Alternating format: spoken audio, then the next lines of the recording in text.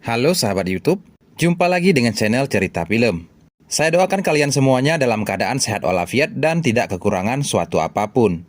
Pada kesempatan kali ini, saya telah merangkum sebuah film berjudul Kingdom of Heaven yang rilis pada tahun 2005. Film yang diangkat dari kisah nyata ini menceritakan tentang Balian, kesatria yang menyerahkan Yerusalem kepada Sultan Salahuddin Al-Ayyubi. Bagaimana kisahnya? Sebelum saya lanjut ke alur cerita, saya ingatkan teman-teman untuk subscribe agar tidak ketinggalan alur film lainnya dari channel ini. Dan inilah alur cerita selengkapnya.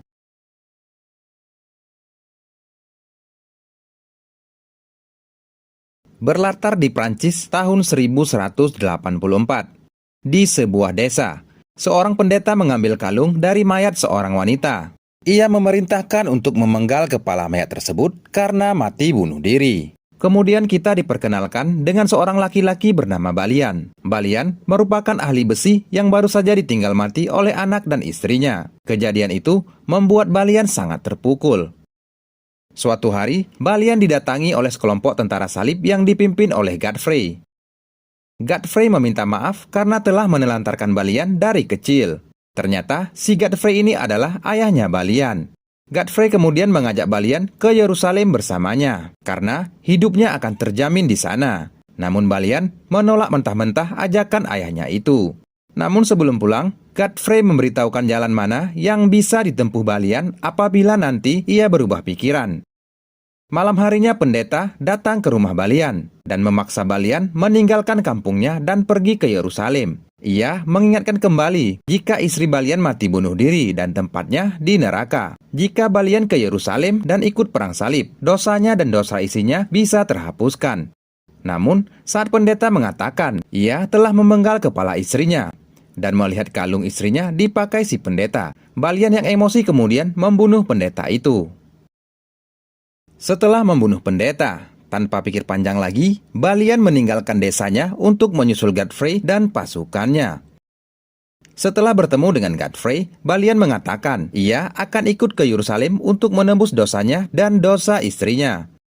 Beberapa waktu kemudian, sekelompok orang datang untuk membawa Balian ke desanya karena telah membunuh pendeta. Namun, Godfrey menolak Balian dibawa oleh mereka, hingga pertarungan pun terjadi.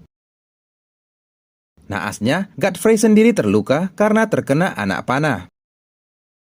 Karena luka itu, kondisi Godfrey makin hari semakin memprihatinkan. Ia berpesan kepada Balian sebagai penerusnya untuk melayani Raja Yerusalem yang saat itu dipimpin oleh Raja Baldwin IV dan juga menjaga perdamaian dengan Sultan Salahuddin Al-Ayyubi. Beberapa hari kemudian, sebelum meninggal, Godfrey memberikan Balian cincin dan pedangnya, serta mengangkat Balian sebagai kesatria dari Ibelin.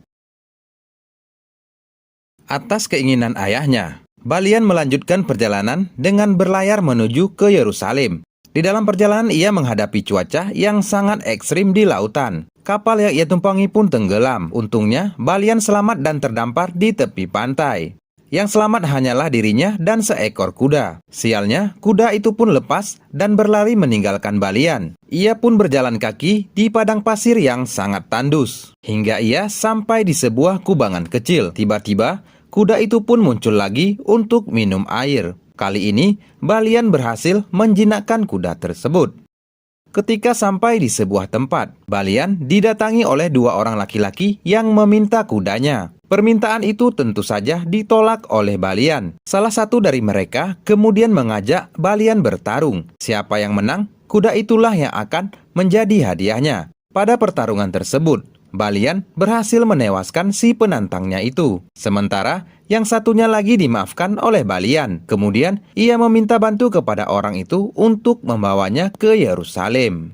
Sampai di sana beberapa tentara salib melihat pedangnya Godfrey. Karena mengenal pedang itu, mereka mengikuti si Balian. Ternyata sekelompok tentara salib ini merupakan tentaranya si Godfrey. Balian pun dibawa ke sebuah tempat dan dilayani dengan sangat bagus oleh para pelayan. Beberapa waktu kemudian, ratu dari kerajaan Yerusalem, Sibila datang dan bertemu dengan Balian. Ratu menitipkan pesan kepada Balian, jika bertemu dengan putra Godfrey, katakan Ratu Sibila datang berkunjung. Sibila tidak tahu orang yang dimaksud adalah Balian yang sedang diajaknya berbicara. Keesokan harinya, Balian diperkenalkan dengan salah satu sahabat ayahnya bernama Tiberias. Tiberias mengatakan orang yang bertarung dengan Balian dalam perjalanan yang saat itu meminta kudanya adalah seorang bangsawan. Pada suatu waktu, Ratu Sibila mengantarkan Balian menghadap Raja Baldwin karena sang raja yang meminta untuk bertemu dengan putranya Godfrey. Raja Baldwin IV dikenal sebagai raja yang bijaksana, meskipun dalam kesehariannya ia harus menggunakan topeng karena penyakit kusta yang dideritanya. Raja meminta kepada Balian untuk tinggal di rumah ayahnya di Ibelin dan melindungi kaum yang lemah di sana. Sesampainya di Ibelin, atas idenya Balian, bersama warga ia bahu-membahu membuatkan sumur karena penduduk di sana selama ini kekurangan air. Sementara Ratu Sibila datang ke Ibelin untuk menghabiskan waktu bersama Balian. Diam-diam, sang ratu jatuh hati kepada Balian meskipun ia telah memiliki suami. Namun, ia tidak bahagia sama sekali dengan pernikahannya bersama Guy Lusignan. Sementara di tempat lain, sekelompok tentara salib yang dipimpin oleh suaminya Sibila, Guy Lusignan dan Reynald de Chatillon, melihat sekelompok pedagang Saracen yang melintasi gurun. Mereka pun menyerbu, membunuh, dan menjarah barang-barang mereka. Sedikit informasi, Saracen merupakan sebutan untuk kerajaan Muslim yang dipimpin oleh Sultan Salahuddin Al-Ayyubi. Karena peristiwa berdarah itu, Sultan Salahuddin bersama 200.000 pasukannya telah menyeberangi Yordan dan siap untuk menyerbu mereka. Raja Baldwin memutuskan untuk terjun langsung ke Kerak untuk menghadapi Sultan Salahuddin. Sementara Balian dan pasukannya duluan menghadang pasukan dari Sultan Salahuddin. Sayangnya, pasukan Balian ini dengan mudah dikalahkan dan Balian sendiri ditangkap oleh mereka. Namun nasib baik masih berpihak kepada Balian. Ia tidak dieksekusi karena yang menangkapnya adalah prajurit yang pernah ia lepaskan saat bertarung memperebutkan kuda. Dan ia merasa berhutang nyawa kepada Balian. Beberapa saat kemudian, barulah Raja Baldwin IV dan pasukannya tiba. Raja Baldwin dan Sultan Salahuddin kemudian melakukan perundingan. Raja Baldwin meminta Sultan untuk menarik pasukannya, dan ia berjanji akan menghukum sendiri Reynald de Chatillon. Sultan Salahuddin kemudian memutuskan untuk menarik pasukannya tanpa ada pertumpahan darah. Sementara Reynald dihukum sendiri oleh Raja Baldwin dan dimasukkan ke dalam penjara. Setelah kejadian itu, kondisi raja semakin hari semakin melemah karena penyakit yang dideritanya, hingga akhirnya sang raja pergi untuk selama-lamanya. Setelah Raja Baldwin IV meninggal, anaknya Sibila dari suami pertamanya, yang saat itu masih berusia 8 tahun naik tahta, menjadi raja yang bergelar Raja Baldwin V. Beberapa waktu kemudian, Raja Baldwin V diketahui ternyata mengidap penyakit yang sama dengan pamannya, yaitu penyakit kusta. Tidak lama setelah naik tahta, Raja muda Baldwin V meninggal karena penyakitnya. Dan Guy, suami Sibila, diangkat menjadi Raja baru Kerajaan Yerusalem. Di bawah kepemimpinan Guy, Reynald kemudian dilepaskan dari penjara. Guy sengaja meminta kepada Reynald untuk membuat kekacauan dengan menjarah dan membunuh agar terjadi peperangan antara kerajaan Yerusalem dengan dinasti Sultan Salahuddin. Reynald bahkan menghabisi nyawa adik perempuannya Sultan Salahuddin. Sang Sultan kemudian mengirimkan utusannya untuk meminta pertanggungjawaban kerajaan Yerusalem. Sampai di sana, utusannya ini malah dihabisi oleh Guy, dan Guy kemudian membentuk pasukan untuk menantang Sultan Salahuddin. Singkat cerita, pada peperangan ini pasukan Sultan Salahuddin dari dinasti Ayyubiyah berhasil meraih kemenangan dengan mengalahkan tentara salib Yerusalem, sementara Guy dan Reynald berhasil ditangkap. Dan Reynald kemudian dieksekusi oleh Sultan. Untuk Guy, sang Sultan mengampuninya dan mengatakan sesama raja tidak saling membunuh. Sementara Balian mulai mempersiapkan strategi untuk menunggu kedatangan pasukan Salahuddin yang akan mengepung Yerusalem. Ia juga memberikan semangat kepada pasukannya yang akan bertempur. Malam harinya pasukan Sultan Salahuddin mulai melakukan penyerangan dengan bola-bola api. Meski diserang, tentara salib tidak membalasnya sama sekali. Pada hari kedua, pasukan Salahuddin kembali menyerang sambil bergerak maju perlahan. Ketika sampai di batu yang sudah ditandai sebelumnya, barulah Balian memerintahkan pasukannya untuk membalas serangan. Pasukan Balian juga berhasil menghalangi pasukan Salahuddin yang ingin masuk menggunakan menara. Di hari ketiga, beberapa pasukan Sultan Salahuddin sudah berhasil memasuki tembok pertahanan dan mengibarkan bendera.